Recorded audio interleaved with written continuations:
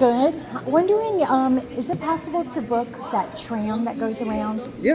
Okay. Yeah, we can do that. Did you buy tickets for the gondola already? No. Okay. Is it one of those? Yes, that's what I'm looking for. Yeah, that one brings you through the top of the mountain. You see the hidden lake. You have a guide explaining all the history and the plants and animals you see and all that. How long is it? They call it an hour and a half because it's 15 minutes up to the mountaintop, and then you do that for an hour, and then it's 15 minutes down. Let's do that. You want to do that? All right. 2 adults, 1 child. Okay.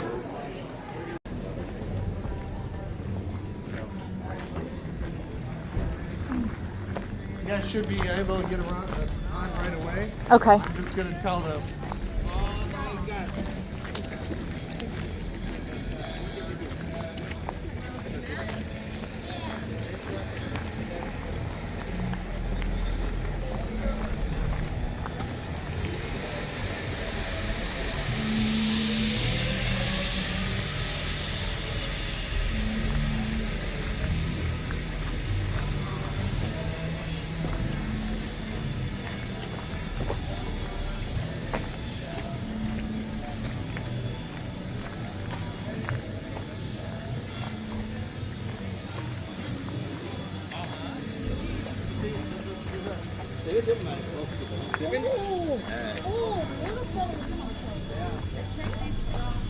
Thank you. Thank you. Come on in, watch your step, please.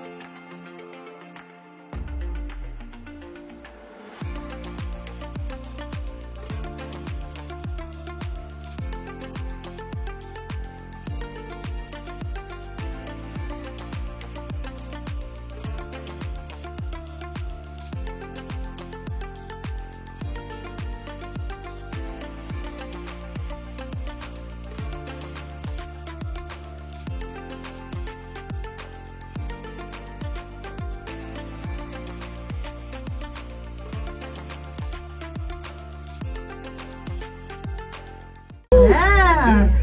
All right, well, my name is Carly. I'm going to be your driver guide. I'm going to go over a few safety things with you guys today. Number one, the tram. So guys, please keep your arms, legs, and your heads inside the vehicles at all times. All right, while the tram is in motion, please remain seated while the tram is in motion. Now, I am first aid and CPR certified, so if you guys have an emergency, please keep it to one at a time. So for bears, right? So like that big yellow sign says right in front of us, bears will kill you. Bears will kill you. This is not a petting zoo, okay guys? We want to respect the bears if we do come into close contact with them. We're not on their food chain. They normally will not mess with us, but just in case, I do have bear spray on my person. There has not been a known bear mauling over a group of 7. We're like 40 something people, so I think we'll be okay if we stick together, right? Yeah. That's if we stick together. So please, nobody wander off, nobody straggle off from the group and go wander around. If I can't see you, I can't help you, right? So if we do come into close contact with a bear, not every close encounter is a negative one. So if we do come into close contact, I will give you guys close and really precise instructions. So I need everybody to pay attention to what I'm saying, and please follow my instructions to a T. And also, if you guys want, form a circle around me, please. But all right, guys, we are going to go ahead and get started. Does anybody have any questions for me? All right, let's get going.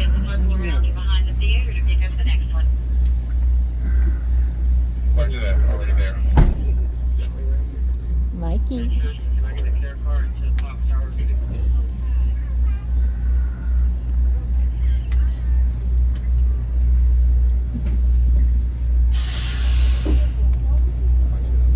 All right.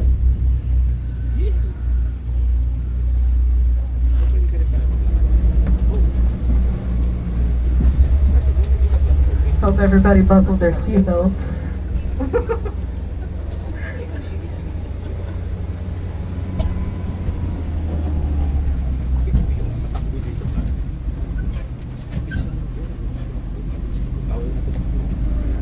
All right, y'all. So, everybody rode the red gondola to get here. It's a beautiful ride, isn't it? Amazing. Well, all of you just climbed 1,500 feet above sea level, and you're currently on top of a mountain. Everybody got an amazing view of Chichagof Island, which is the island you guys are currently on. So we are a part of the ABC Islands. So we do have 2 other sister islands. The first one, A for ABC, is going to be Alberti Island. Oh my gosh, I can never say it. Alberti Island, which is going to be to the east of us, and we also have Baranof Island, which is to the north of us. And we are currently on C, Chichagof Island. Now, also coming up, you guys may have noticed our absolute abundance of trees. So we are currently in the Tungus National Forest. It covers all of southeast Alaska, all of Alaska truly, and it spans over 17 million acres. It is the largest temperate rainforest in the entire world and has an abundance of biodiversity here. So does anybody know the difference between a temperate rainforest as well as a tropical one? What's the difference between the two? Anybody? What's tropical known for? Drinking a cerveza in the sand? Tropical. So tropical is going to be hot, right? So tropical is always going to be warm, and then temperate is going to be cold. It's a cold, wet climate like you guys are feeling right now.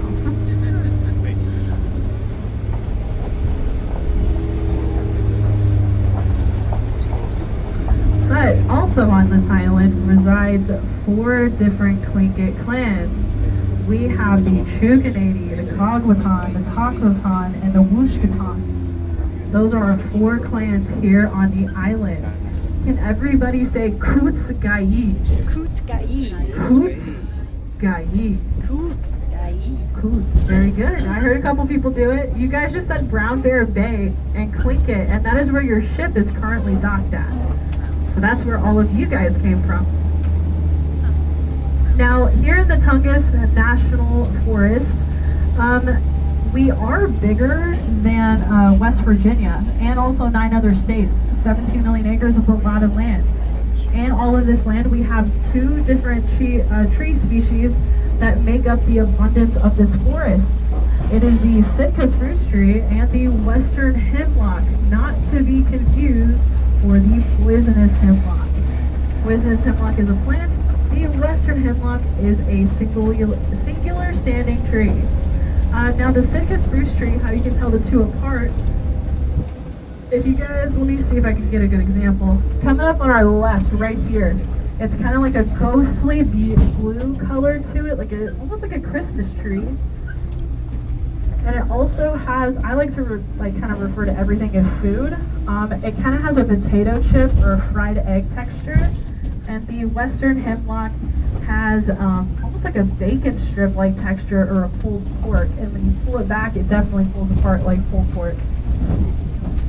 But the Sitka spruce is a truly amazing tree. It has networking roots, so the roots don't go down deep like an oak tree or something like that. It goes across the entire landscape, like the top of the soil. Sometimes you can see its roots peeking out of the soil, which is pretty awesome. But since Alaska is so wet, we get about, oh man, I don't know, like 180 inches of rain in a year. And I think, or no, it rains 180 days out of the year. In Ketchikan, it rains 265. So if you guys are going to Ketchikan next, be ready. But if it weren't for the Sitka spruce trees, we would have a lot more landslides than we do. The spruce trees, again, have a networking root system. They prevent landslides, so it's very important for Alaska's landscape. Now, something else that's very important for Alaska's landscape is something called a muskeg, and you guys are going to be seeing it kind of peeking through the trees coming up on our right. A muskeg is layers of dead moss and plants built up over centuries. That's right, centuries. So this one in particular could be over 10,000 years old, and it's mostly made up of peat moss and stagnant moss, which, if you guys know anything about planting soil or gardening at all, peat moss is commonly used to retain water in your potted plants, and that's kind of what all of our peat moss here does as well. So just below the surface of a muskeg is going to be just black water. It retains so much water. But walking on a muskeg feels like a wet trampoline. I mean, honestly, it's soft, bouncy, and it's super unpredictable, so you don't really know what you're stepping on. We're gonna get a really good view of a muskeg here shortly, but you can kind of see in between the trees, just peeking a little bit. But it's kind of like a leveled landscape. There's not too many trees in there, but it is home to something that's called a sinkhole. Now, sinkholes can be up to 50 to 90 feet deep, and it acts a lot like quicksand. You don't even know it's coming. That's scary. So that's why walking in a muskeg, if you really don't know where you're going, is really unadvised. A lot of it is water. Most of it is water. There's no real foothold in the muskeg. So if you fall in that moss, there's no real way to tell where you are. It kind of just covers you back up like a blanket, and all of the water underneath it is just black.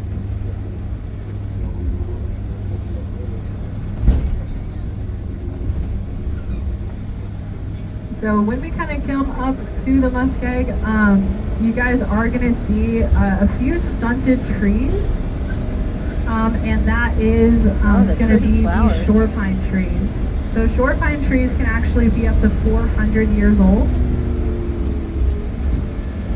But the soil, since everything is decomposing at a very, very slow rate, they only grow tiny bits every year. So some of those trees can be up to 400 years old.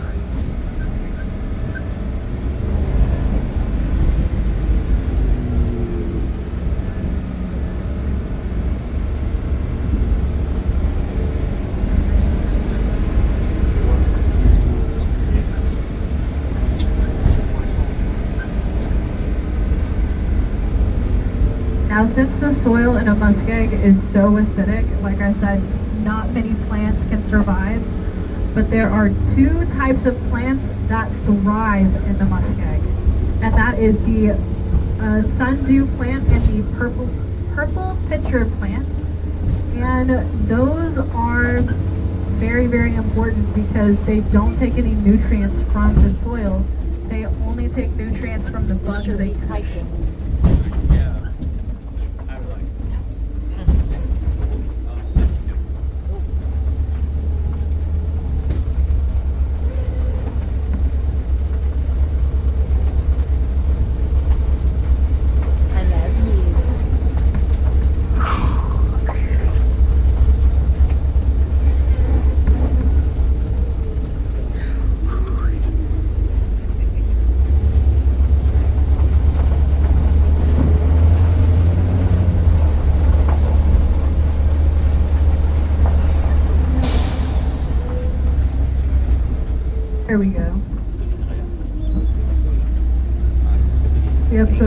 looking through, you guys can kind of get a quick glance. There's a better view like right up here of the muskeg.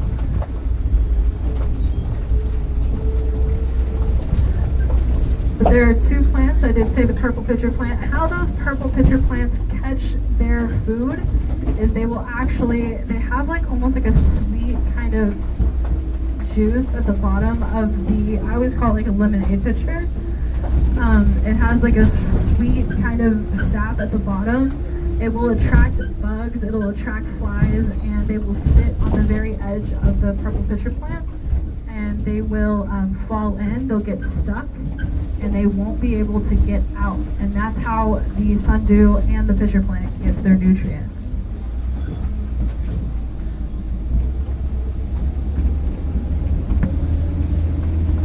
So here we go.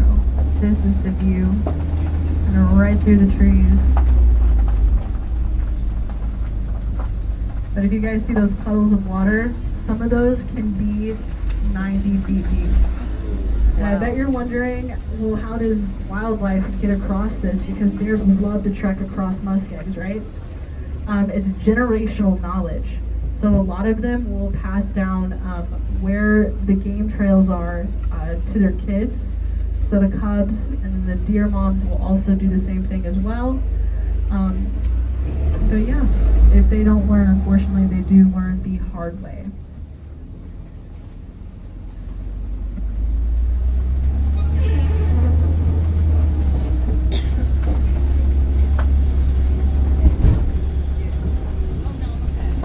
How often do you see bears on this tour? Well, so last year we saw 3 bears on this tour. I would prefer we don't see one. But no, yeah. Normally this time of year they don't like to be,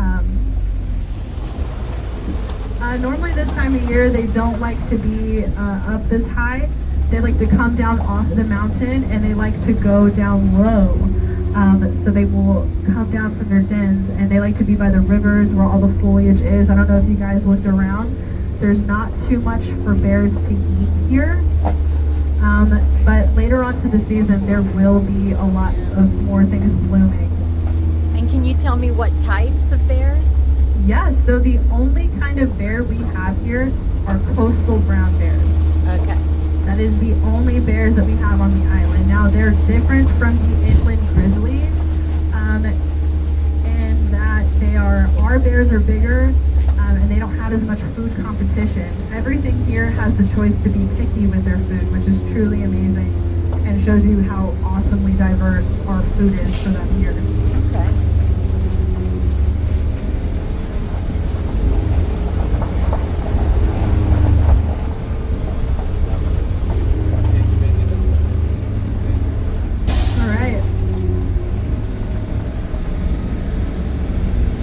But I'll get into all like the nitty-gritty details of our wildlife a little bit later on. Okay.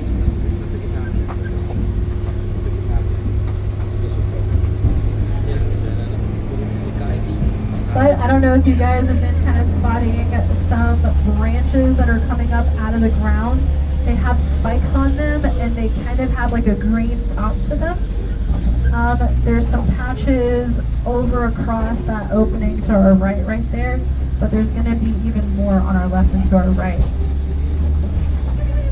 Those right there. So that stuff right there is called Devil's Club. Now all up there it grows, like it's huge. There's really big plants over here to our left. Right here. Look at that. All of that is Devil's Club. But the Clinkets love the stuff.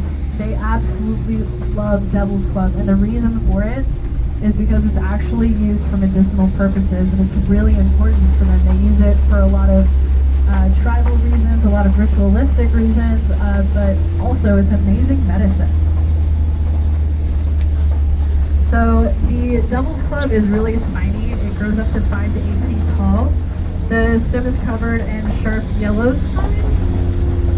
So kind of like natural barbed wire. I mean, truly, it's what it is. Here's a huge patch of it coming up to our right. but it's mostly found in moist, shady areas. So the Tongass forest, it loves that kind of environment to grow in. Obviously, look how much of it there is. Wow.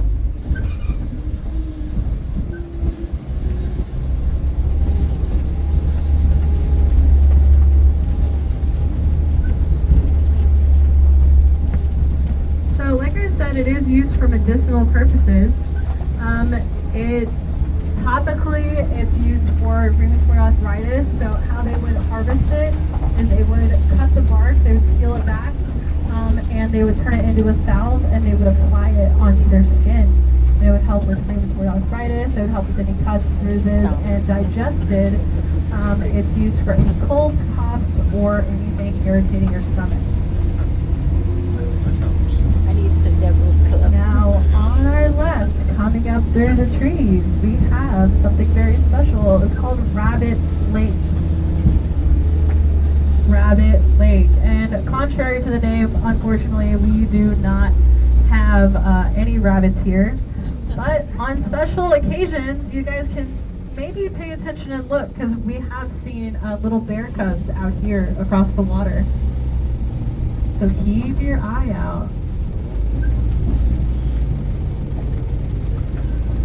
Now, the reason why this is called Rabbit Lake is because a long time ago they were taking aerial photos of Rabbit Lake.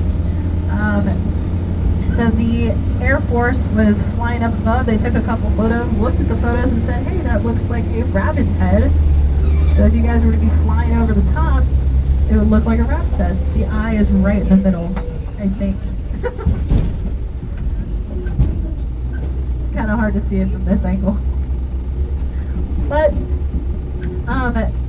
there are no fish here, so a lot of this is fueled by mountain runoff. So all of the snow that's melting from the top of the mountain will run. You can actually see some puddles and streams on the sides of the road when we're driving back up.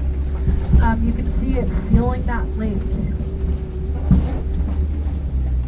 There's a really cool little creature that lives there. It's called the wood frog. W-O-O-D, frog. Now the wood frog kind of has bear tendencies, I always like to say. It goes into a deep hibernation. So what it does is it burrows deep into the mud. Ooh. It burrows deep into the mud. By the way, guys, we have 2 seasons here. It's winter season and pothole season. Can you guess which one it is? No, but the wood frog burrows deep into the mud, and it actually kind of enters a cryostasis freeze. It just freezes in time. And then when the spring and summer start to hit, it defrosts. It's super interesting, and that's the only thing that you guys are going to see hopping around out there, because we have no fish. My boss told me fish can't fly.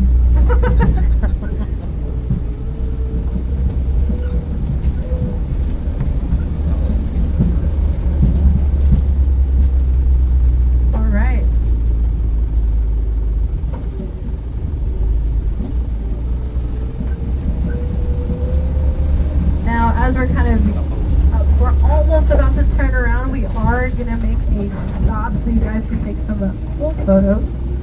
But on our left to our right, you guys may be seeing some pink flowers in the bushes right here. Those are called salmon berries.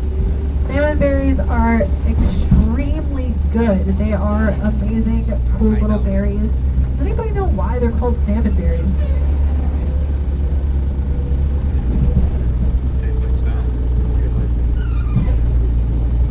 They look like fish eggs when they fruit, that's why. But the second reason, and the coolest reason, is because a long time ago the Tlinkits, obviously they didn't really have a calendar. They would use the berries as a time to tell when the salmon were running. So when they were in orange, they would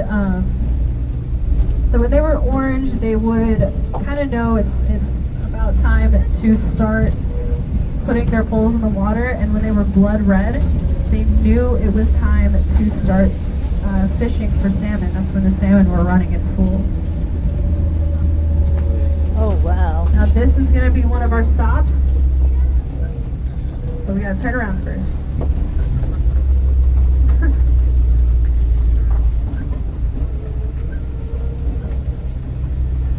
So two other type of berries that you guys are gonna see up here are Alaskan blueberries. Those have red vines. Some of them are on the right side. You guys may be able to see them. Those are Alaskan blueberries. The other one is cloudberries.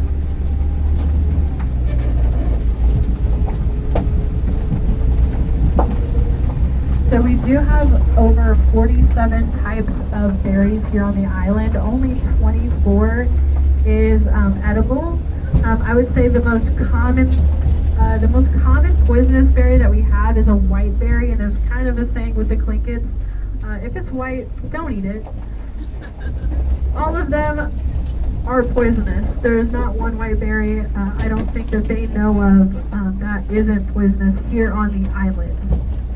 So if it's white, don't eat it. And the most common one is called the doll's eye berry or the Bane's berry. The doll's eye berry looks exactly what it sounds like. It looks like a creepy little doll eye with a black dot in the middle of it. And you can have up to 6 of them if you're brave. But I do not recommend it. So the last two trees I'm going to talk about here, these are amazing examples. On the right, you see that kind of birch-looking tree standing up singularly? That is a red alder tree. That is not a birch tree. We have no birch here on the island. If you peel that back, you'll actually peel back and see the red bark underneath. And then on our left is a really good example of a green alder tree. And notice how they all are coming out of the same place. There's like a whole bunch of different branches. We call those pioneer trees. Those are the first trees to grow when anything is cut, when any road is built. That's why you're seeing them all along the roadside here. Those are pioneer trees. So the green alder trees, those are used to smoke salmon because they retain a lot of water. And the red alder trees burn so hot that you can actually weld with it. Yep.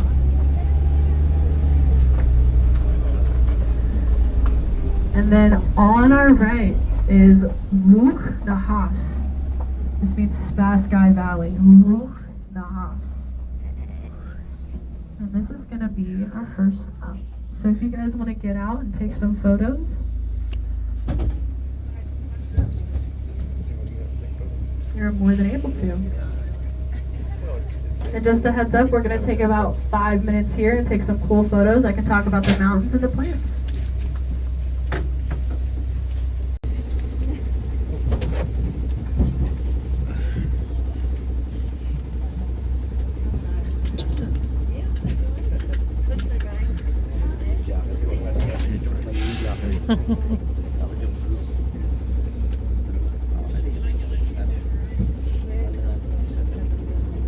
Everybody seated?